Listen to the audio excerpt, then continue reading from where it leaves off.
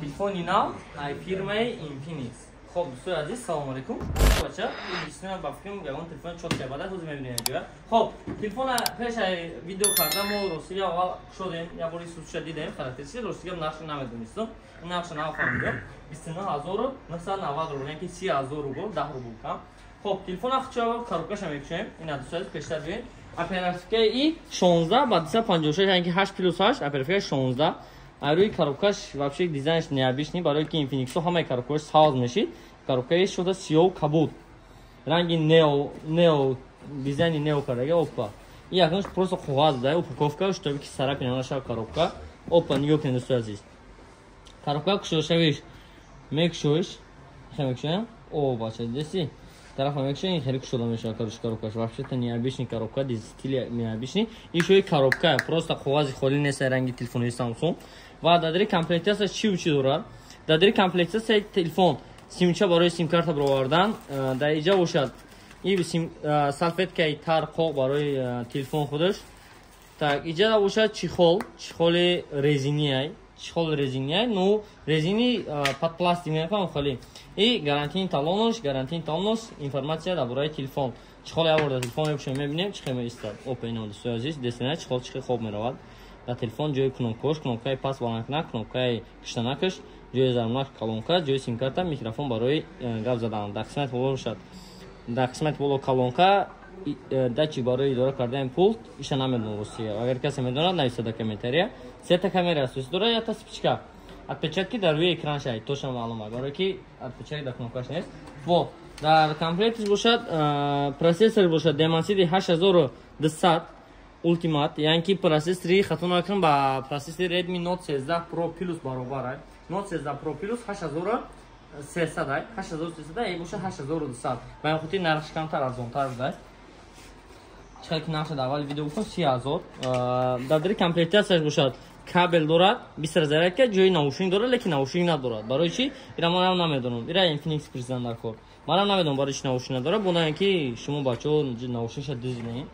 و در کامپلیتش باشد 45 وات 20000 که دارد. این 20000 که باشد رنگ 20000 که Note 40 Pro است. Note Infinix Note 40 Pro 45 وات میخواد زرنگ دارد. مثلا زرنگ کوشن جاکتلا.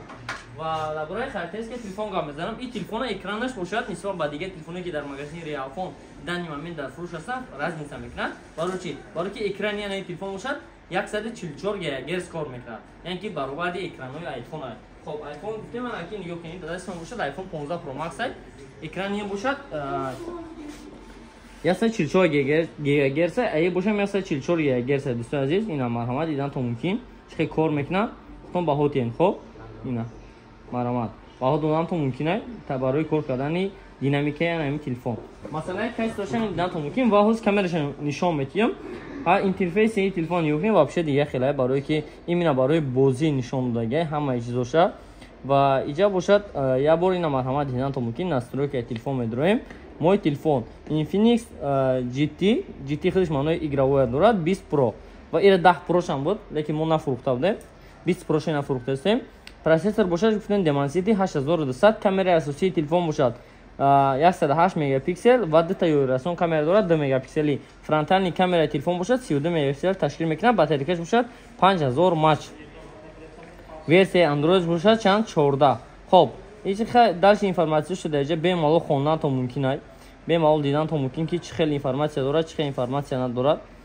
نصرکوش با ایمار را شما خوبتر میفهمین کنیش نه و مسئله کامراش یا بودگین شما تو میتونید شما این کامرای 108 مگاپیکسل یا نمی تلفن خب برای کامرا فهمیدنی خیلی کنید خود شما رو وید نباشد نه مرحمت خیروس نونم شما دا این خیلی سرعت میگیرم یک تا سه کرتا زوم داشته است با سه کرتا زوم خالی پیش میکنم یک دیگه میگیرم سرعت نگاه کنید دوست عزیز اینا چیرکوی جوی کامرای تلفن توفته سه کاراشی دسته اینجا چخول ما زده گفته چخولشم توفته سه چخولم کهنش ده پول جمع کنید دانات کنید گفتگاه چخول میخریم خب اینا نگاه کنید سویت چخه تقسیم کرده گه مسئله سویت تقسیم کنیش نگاه کنید اینا مرحمت سویت ساب полный атмосфера با این سوراختون با هوبتین که چخه توفته سه اینا اینی صورت گرفتگیمو این خمه میکنم کو افکت میشه اینا گفتی که رنگ ترندای تیک تاک اینا صورت اینا چیز کن на бемал дидан то мумкин аст чихе свет тасмим кеса ис видео ки узмо гирсесин ба iPhone 14 Pro Max аст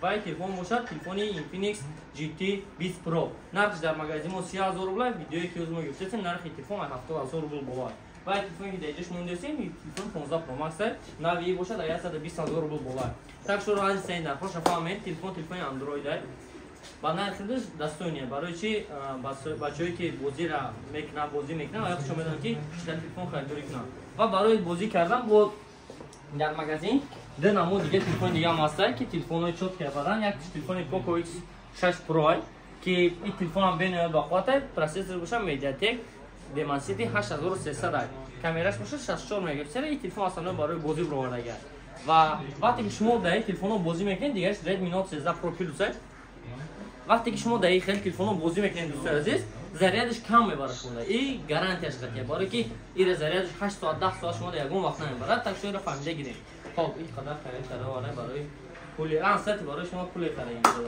кашам хеле гап чап масъала мо поли шумо телефон нишон дем агар ки телефон мақбул шуда бошад касое ки любители ян ки мухлиси бозӣ куниян телефонҳои игровой мегуфтанд ина марҳамат як модел дига барои шумо вариант Infinix GT 20 Pro бемалол дар рақамҳои экрандаги муроҷиат кунем ва омода чӯ кунем телефона магазин харидорӣ кунем албатта телефон 1 сол гарантия дорад ва бе ягон дефект дошт ва гуфтанам ки дар ҷаби якасе реалави ҳастад ки якаси хусида зантай айсто биноне ки ҳози курсҳои доллар боло рафтага нархҳои билеторам қимат шуда конкретно нархи ки ҳамин рӯзам пурсидам ба 1 декабр 42000 рубл шуда ва нархҳо бозӣ кардан месад мумкин арзон шавад мумкин қимат шавад хубтараш чемаҳое ки ҳози машмола информатсия дуруғ натиёмтон рақамҳое ки дар рӯи экрани дасти ҳамин рақамҳодан муроҷиат мекунед албатта шумо дар якаси худаш мефаҳмонад ки нархҳои билето қимат шуда ки арзон агар ки нархш ба шумо даста шуда яъне ки маъқул шавад бемалол пас бухундаем ватсап рӯй мекунем чикор мекунем билета харидорӣ карданатон мумкин ҳаҷ шумо будум реҷон ва магазини Realphone то дидор хутонат ёфтем